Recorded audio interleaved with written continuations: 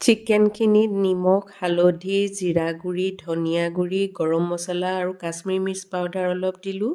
ডাঙৰ চামুচেৰে 4 চামুচ দৈ দিলোঁ। ভালদৰে মিক্স কৰাৰ পাছত আধা চামুচ দিলোঁ আদা নহৰু পেষ্ট। মেৰিনেট কৰি আধা ঘণ্টাৰ কাৰণে ৰাখি দিলোঁ। বাচমতি চাউলখিনি ভালদৰে ধুই পানী দি তিয়াই থলোঁ আধা ঘণ্টাৰ কাৰণে।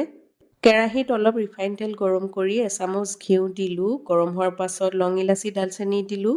সৰু সৰুকৈ কটা পিঁয়াজ অলপ সৰহকৈ দি ভাজি লোৱাৰ পাছত বিলাহী অলপমানো দি দিলোঁ।